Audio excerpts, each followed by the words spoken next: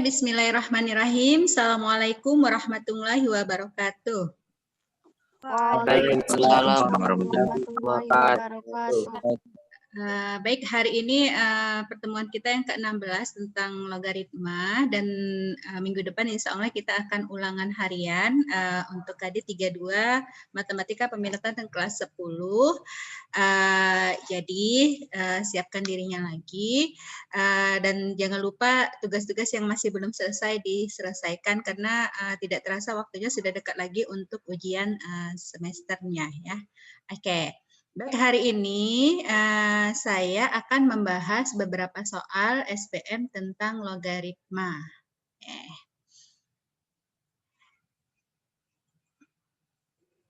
Adapun tujuan pembelajaran kita hari ini adalah menyelesaikan masalah soal PTN yang berkaitan dengan logaritma.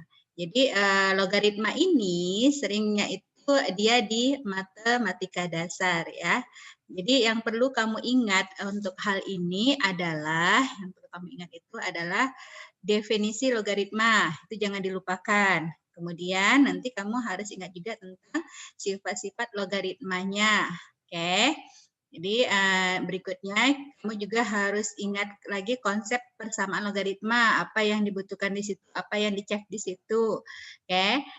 Dan kemudian yang terakhir adalah materi kita, konsep pertidaksamaan logaritma, apa yang perlu diperhatikan untuk menentukan nilai pertidaksamaan itu seperti apa. Itu ya. Baik. Jadi hari ini ada beberapa contoh soal yang saya berikan menyangkut tentang logaritma, baik itu berupa persamaan maupun pertidaksamaan, dan juga menyederhanakan bentuk logaritmanya. Oke. Nah, tipe soal SBM yang pertama itu soalnya adalah, nah jika P logaritma A sama dengan 2 dan Q logaritma 8P sama dengan 2, maka 2P logaritma P Q kuadrat per A sama dengan berapa? Ini soal matematika dasar SBM tahun 2014. Oke. Nah, biasanya jika kamu ketemu sama soal di logaritma, tadi kan yang ditanya adalah 2P logaritma P Q kuadrat per A, itu akan berhubungan dengan apa yang diketahui di sebelumnya. Kita punya P logaritma A sama dengan 2, kita punya Q logaritma 8P sama dengan 2. Oke, kita lihat hubungannya apa.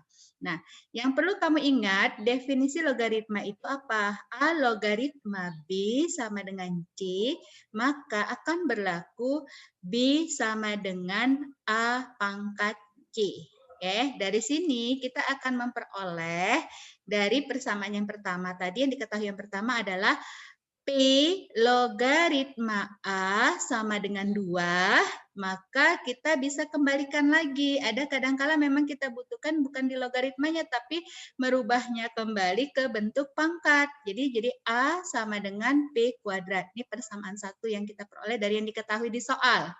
Kemudian kita lihat juga yang kedua, yang diketahui yang kedua apa? Q logaritma 8P sama dengan 2. Oke, maka bisa kita bentuk 8P sama dengan Q kuadrat. Oke, dari persamaan 1 dan 2, maka kita bisa peroleh 2P logaritma PQ kuadrat per A sama dengan 2P logaritma P kali 8P per P kuadrat. Ini paham ya nak dari mana? P kali 8P. Oke, 2P. Tadi kan P diketahui adalah P diketahui P tetap ya. P Q kuadrat adalah siapa? Q kuadrat itu adalah 8P per P. Oke. Jadi A-nya tadi siapa? A itu adalah P kuadrat. Jadi kita rubah bentuknya, bentuk yang sudah diketahui di soal. Oke, maka kita akan peroleh 2P logaritma 8. Ya, ini P-nya habis ya, P kuadratnya habis atas dan bawahnya di ini. Maka hasilnya adalah 2P logaritma 8 itu adalah 2 pangkat 3 sama dengan 3 kali. Nah, ini sifatnya lagi. Sifat pangkat pindah jadi koefisien 3 kali 2P logaritma 2. Nah, sama dengan berapa hasilnya? 3/2 logaritma 2P. Jadi ini jawaban ini adalah sesuai dengan kuncinya. Oke. Nah, jadi kita lihat nanti arahnya kemana kunci itu. Jadi intinya ketika menyelesaikan soal ini yang perlu kamu lakukan adalah menyesuaikan kunci ya. Jadi bentuknya menyederhanakan bentuk sesuai dengan yang diinginkan oleh opsi jawabannya. Oke. Kebetulan yang diminta adalah hasilnya adalah 3/2 logaritma 2P. Oke. Baik, paham sampai di sini? Bisa? Bisa, Mem. Bisa. Kita lanjut ya.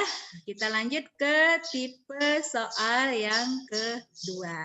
Nah, nilai setengah ditambah 3 log 8 dikali 2 log 3 ditambah 4 logaritma 5 dikurang 4 kali 9 logaritma 45. Nah, ini tidak ada yang diketahui. Jadi kalau ketika kamu ketemu soal ini tidak ada yang diketahui. Berarti di soal itu ada sesuatu yang bisa kita bentuk dari 10 sifat yang sudah dipelajari sehingga dia bentuknya menjadi lebih sederhana. Jadi ada bentuknya. Kamu cek aja di sini ada 4, 5, ada 5, ada berapa? Ada 3 dan 8 untuk hasil. Nah, yang kita lihat basisnya ini berbeda-beda. Ada basisnya 3, 2, 4, dan 9. Dan ingat, kalau kita lihat dari basis, sebelum ke solusi, kita lihat dari basis, kita lihat di sini ada 3, 2. 4 ini juga memuat 2 pangkat 2. 9 itu adalah 3 pangkat 2. Berarti intinya di dalam logaritma yang akan kita kerjakan ini akan memuat basis yang berkaitan dengan bilangan 3 dan 2. Itu dia. Oke. Jadi kamu ketika menyelesaikan soal itu tinggal dicek apa ya yang harus saya lakukan duluan. Yang penting dulu yang kamu perhatikan kalau ada tanda kurung, selesaikan dulu kurungnya. Jadi solusinya gitu. Jadi kalau ada tanda kurung, sederhanakan dulu kurungnya supaya dia dapat memuat bilangan yang lebih sederhana ketika kamu ingin menyelesaikannya. Baik. Nah, untuk menyelesaikan masalah di atas, kita dapat menggunakan sifat-sifat logaritma apa saja. Nah, ini yang perlu kamu ingat. A pangkat M logaritma B pangkat N, maka senilai dengan N per M A logaritma B. Dan satu lagi A logaritma B dikali B logaritma C, hasilnya adalah A logaritma C. Nih, selain dari definisi ya.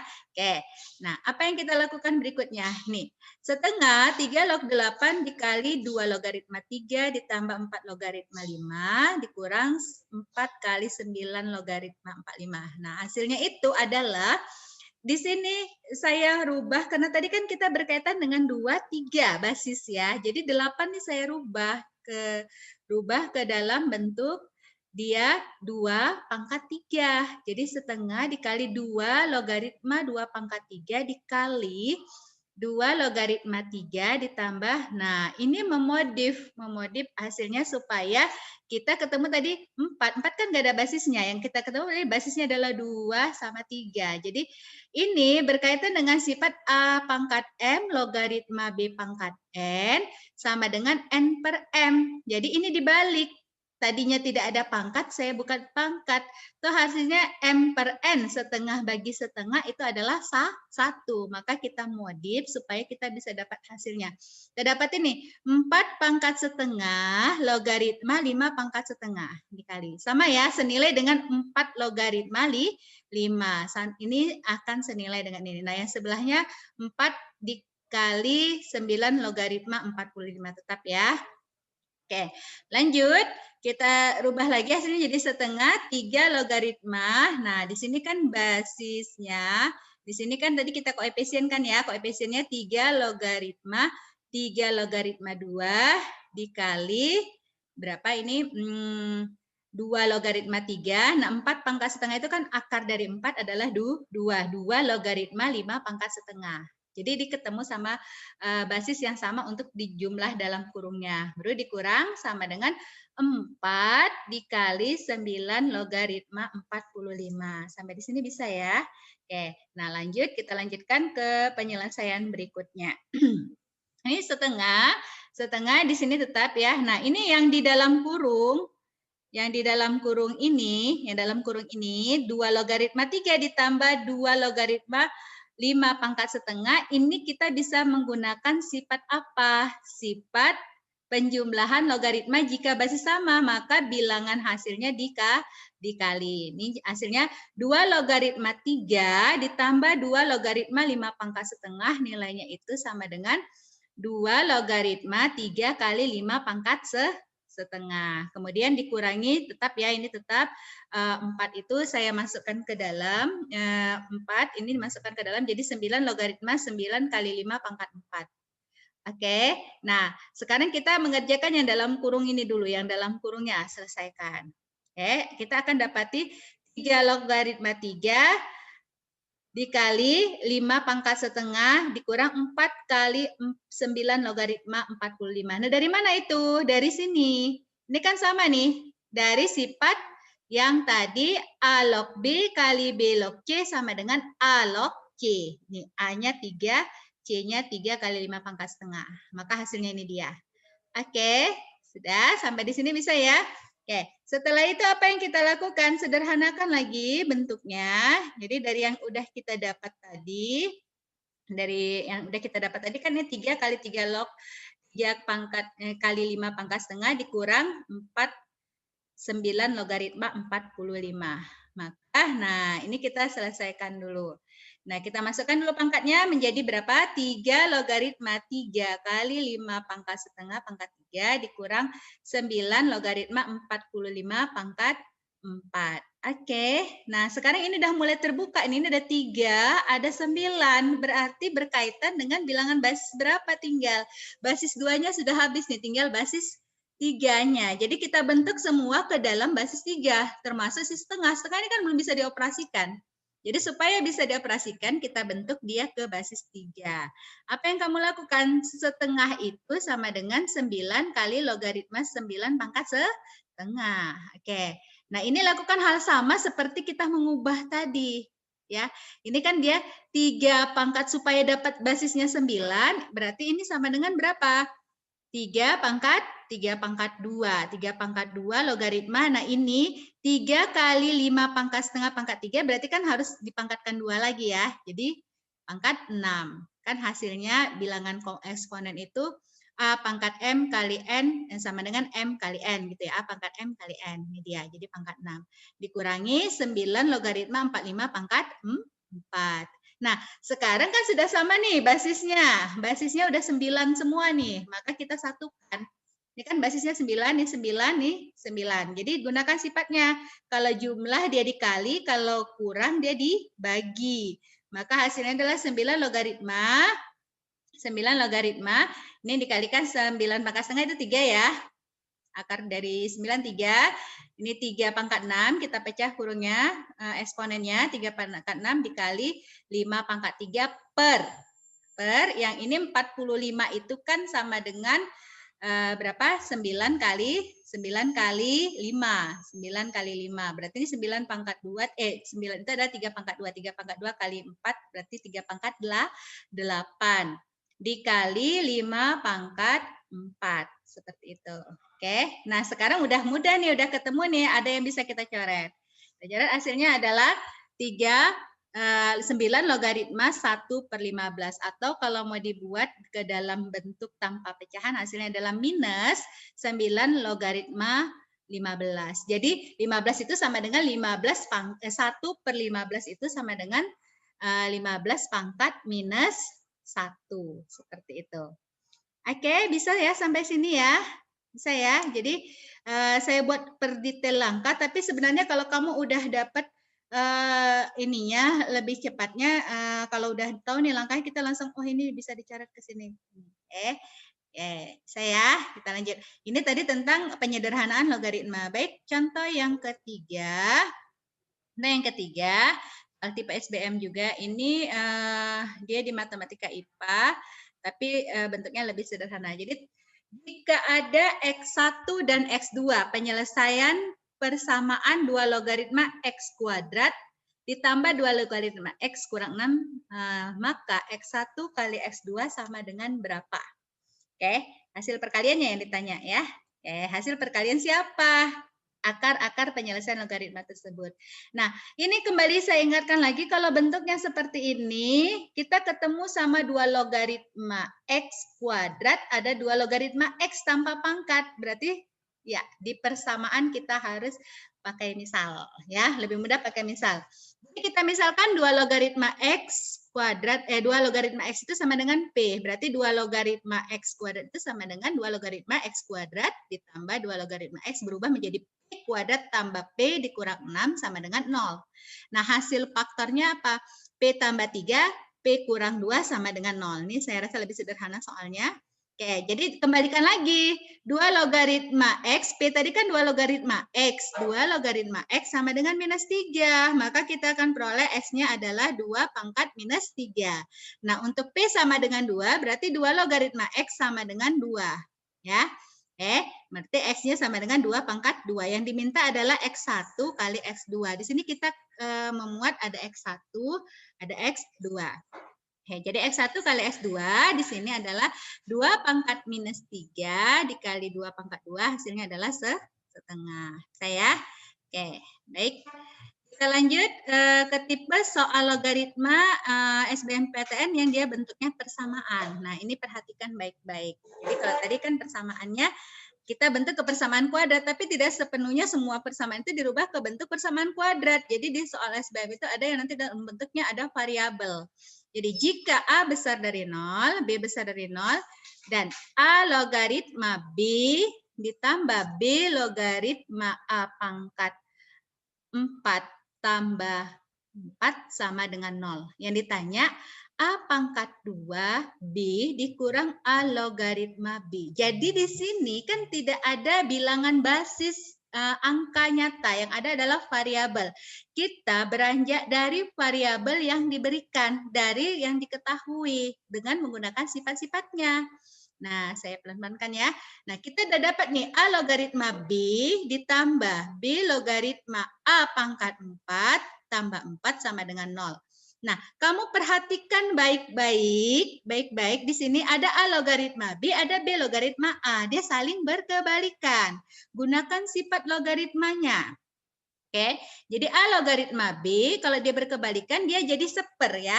Ini 4 jadi koefisien 4 per A logaritma B. Ya, per A logaritma B. Jadi dibalik jadi seper. Tambah 4 sama dengan 0. Nah, di sini kita bisa pakai misal. A logaritma B, A logaritma B. Itu yang kita misalkan dengan suatu nilai variabel tertentu. Jadi saya ambil misal P itu A logaritma B, maka kita akan dapat bentuk persamaannya adalah P ditambah 4 per P tambah 4 sama dengan 0. Maka kamu akan dapati P kuadrat tambah 4P ditambah 4 sama dengan 0. Benar ya? Ini semua kita kalikan sama P. Maka hasilnya adalah P kuadrat ditambah 4P tambah 4 sama dengan 0. Oke, maka hasil faktornya ini definit positif, ini bilangan kuadrat sempurna P tambah 2 kuadrat.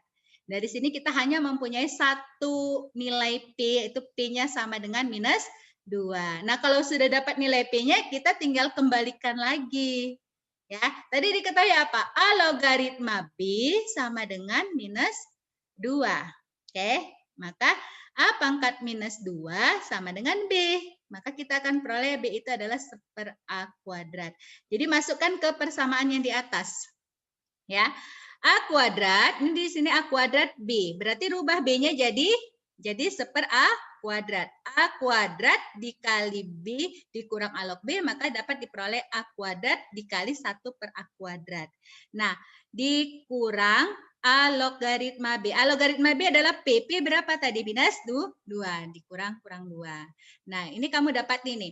A kuadrat dikali 1 per A kuadrat itu adalah 1. 1 dikurang-kurang jadi 1 tambah 2 ya. Sama dengan 3. Oke? Bisa ya. Jadi bentuknya itu tidak, kalau yang tipe ini kita cek dulu. Dia tidak bisa langsung misalkan ke P. Kita rubah dulu bentuknya ke dalam bentuk logaritma yang lain sesuai dengan sifat-sifatnya. Itu untuk yang soal nomor tipe 4. Nah, Yang berikutnya adalah soal tipe yang kelima ini adalah yang dia pertidaksamaan. Jadi pertidaksamaan kita beranjak menggunakan sifat-sifat pertidaksamaan. Semua nilai-nilai X yang memenuhi 2 pangkat min X kuadrat ditambah X ditambah 6 lebih besar dari A logaritma B dikali C logaritma A per C logaritma B adalah. Oke, nah jadi dari sini kita lihat dulu. Kita beranjak dari yang diketahui ya. 2 pangkat minus X kuadrat ditambah X tambah 6 itu lebih besar dari A logaritma B dikali C logaritma A per C logaritma B. Jadi gunakan sifat yang berkebalikan tadi untuk logaritmanya. Yang di bawah kita jadikan jadi satu ruas. Maka kita akan memperoleh 2 pangkat minus X kuadrat ditambah X ditambah 6 lebih besar dari berapa? A logaritma B dikali C logaritma A dikali C logaritma B. Ini udah mulai nampak ya sifat yang perkalian. Kamu dekatkan basis sama hasil yang dia sama. Ya, dekatkan nanti. Ini A logaritma B dekatkan dengan siapa supaya dia bisa menghabisi. Bisa C logaritma B dekatkan dengan C logaritma A, baru kalikan A logaritma B. Ini dia. Kita akan dapati hasilnya ini. A logaritma B dikali B logaritma C dikali C logaritma A itu sama dengan 1. Jadi ini sederhana bentuknya kalau jeli lihat ini lihat persamaannya. Nah, ini sama dengan apakah saling menghabisi nih semua nih? B, C habis berarti tinggal A logaritma A itu sama dengan A1. Maka kamu akan dapati 2 pangkat min X kuadrat tambah X tambah 6 lebih besar 1. Kita udah ketemu di eksponen sekarang. Oke, 1 itu adalah 2 pangkat 0. Maka kita akan dapati pertidaksamaannya itu adalah min X kuadrat ditambah X tambah 6 lebih besar dari 0. Oke. Nah, ini kalikan negatif semua, hasilnya dapatnya X kuadrat kurang X kurang 6 lebih kecil dari 0. Kamu dapat faktor X tambah 2 dikali X kurang 3. Ingat kembali, kalau dia lebih kecil, maka daerah hasilnya bagaimana, nak? Daerah hasilnya adalah di antara. Maka kita akan dapati himpunan penyelesaiannya itu adalah X-nya berada di antara min 2 sampai 3. Oke, sampai di sini ada pertanyaan sebelum saya lanjut? Saril? Ada? Kalau tidak ada, saya akan lanjutkan lagi di soal yang terakhir. Saril, ada pertanyaan? Paham, nak? Misalnya paham ya? Saya lanjut. Sedikit-sedikit. Nanti banyak itu setelah diulang-ulang ya. Misalnya ya. Oke, baik, kita lanjutkan tipe soal yang ke-6. Tipe soal yang terakhir nih ya. Nah, ini saya akan ingatkan kembali di matematika umum kan udah belajar nilai mutlak ya. Jadi ini ada nilai mutlak sedikit. Jadi soal SBM itu ada perpaduan dia antara eksponennya, pertidaksamaannya. Karena di pertidaksamaan kemungkinan juga ada nilai mutlaknya. Jadi di soal yang terakhir ini coba perhatikan penyelesaiannya. 1 kurang ini ya nilai mutlak X, hati-hati ya. Nanti ini akan mempengaruhi untuk hasil. Ya, 1 kurang nilai mutlak X logaritma 3X kurang 1 lebih kecil 1 adalah penyelesaiannya apa? Jadi ini kita buat dulu si basis ini ada 2 kemungkinan nilai mutlaknya. Ya, jadi solusinya kita cek dulu si nilai mutlak, definisi nilai mutlaknya. Nilai mutlak itu ada 2 kemungkinan. Bisa dia bernilai positif jika X-nya besar dari 0, bila negatif dia lebih kecil dari 0. Karena si X yang di dalam, kenapa kok dicek, Mem, ini kan udah pasti positif. Kita mau ngecek untuk yang di dalamnya. Makanya di sini mutlak, jelas positif. Di sini belum tentu bernilai positif negatif. Jadi nilai X tadi kan sama-sama yang dimiliki oleh 2 persamaan tersebut. Maka kita harus cek 2 definisi nilai mutlak ini dulu. Oke. Nah, kemungkinannya yang kemudian yang perlu kamu ingat juga dalam pertidaksamaan logaritma adalah F logaritma GX HX. Ini ada syarat kan kemarin, basis Fx berarti 1 kurang harga mutlak X ini harus besar dari 0. Itu syarat dia definisi logaritma. Kemudian hasil GX karena basis tadi besar dari 0, maka si GX-nya juga harus besar dari 0. Seperti itu ya. Ya. Oke, dan satu lagi si basis tidak boleh sama dengan 1. Itu syarat yang 2 syarat ini harus kamu penuhi. Syarat nilai mutlaknya juga, syarat dari definisi logaritmanya juga harus terpenuhi. Nah, sekarang kita perhatikan solusinya dari soal tadi. Yang kita perhatikan adalah kasus jika X-nya besar dari 1, maka nilai mutlak X tadi bernilai positif. Nah, ketika dia bernilai positif, maka kita lakukan tidak masalah ya, langsung dibuat perubahan pertidaksamaan logaritmanya tersebut. Kita dapati bahwa 1 kurang X, ini kita buat 1 kurang X logaritma 3X kurang 1 lebih kecil dari 1. Gunakan sifat-sifat logaritmanya. Dari sini kan tadi syarat 1 kurang X harus besar dari 0. Ya, basis besar dari 0. Maka kita peroleh X-nya lebih kecil dari 1. Nah, 3X kurang 1 harus besar dari 0. Maka kita akan memperoleh X besar dari 1/3. Ya, yang terkait dengan syarat-syarat tadi. Kemudian 1 kurang X tidak sama dengan 1. Dan X tidak sama dengan 0. Oke, jadi ada syarat, ada 3 yang terpenuhi dari himpunan penyelesaian 1, 2, dan 3 untuk memenuhi pertidaksamaan logaritma jika X-nya besar dari 0. X-nya lebih besar 1/3, X-nya kecil dari 1, dan X-nya tidak sama dengan 0. X-nya tidak sama dengan 0. Karena hati-hati nih, nanti ada irisan daerah X kecil dari 1, 0 masuk ya, tapi dia tidak boleh sama dengan 0. Maka kita akan dapati himpunan penyelesaiannya itu ada 2 nih. Ya, kita batasi dia 1 tadi. Dia X-nya itu berada di antara 1 sampai 0, maka kita akan memperoleh X-nya itu nih, 1 kurang X itu berada di antara 0 sampai 1 juga. Oke. Nah, dari sini kita akan dapati, masukkan ke persamaan pertidaksamaan awal. 1 kurang X logaritma 3X kurang 1 lebih kecil dari 1. 1 kurang X logaritma 3X kurang 1. Di sini disamakan ya basisnya ya. 1 itu adalah 1 kurang X logaritma 1 kurang X. Maka kita akan memperoleh 3X kurang 1 lebih besar dari 1 kurang X. Oke, maka X-nya lebih besar dari setengah. Oke, karena ini kenapa kok dia bertanda berbalik? Masih ingat ya? Masih ingat? Kemarin karena X-nya itu berada di antara 0 sampai 1, maka pertidaksamaannya berbalik. Jadi ini diingat lagi definisinya. Kenapa tanda ini tiba-tiba berbalik? Kamu harus paham. Oke, dapatlah kita himpunan penyelesaian yang keempat, X-nya besar dari setengah. Lalu kamu ambil dari 1, 2, 3, 4, kita akan memperoleh irisan himpunan penyelesaian untuk X besar dari 1 itu X-nya berada di antara setengah dan 1. Ini dia ya. Oke, nah kita lanjutkan untuk kasusnya jika X-nya itu tadi lebih kecil dari 0. Berarti harga mutlak X sama dengan min X. Maka kita akan peroleh di sini pertidaksamaan logaritmanya menjadi 1 tambah X logaritma 3X kurang 1, lebih kecil 1. Maka kita masukkan ya, ini syaratnya, syarat logaritma 3X kurang 1 lebih besar dari 0. Kamu dapati X-nya besar 1/3, himpunan penyelesaian yang pertama. Nah, oke. Tadi syaratnya, X-nya kan kecil 0 yang kita ambil. 1 X-nya, himpunan penyelesaian 1, X-nya besar 0. Jadi tidak ada irisan yang terpenuhi. Maka untuk kasus X-nya lebih kecil dari 0, tidak ada yang memenuhi himpunan penyelesaiannya.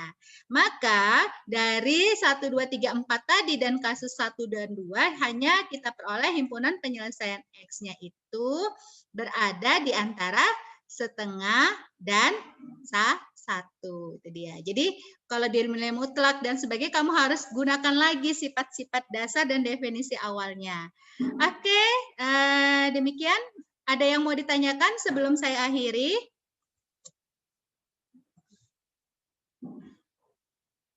Mana nih suaranya? Tidak ada. Baik, kalau tidak ada tugas dan modul, mungkin modul kamu lebih jelas di psikologi, perhatikan baik-baik.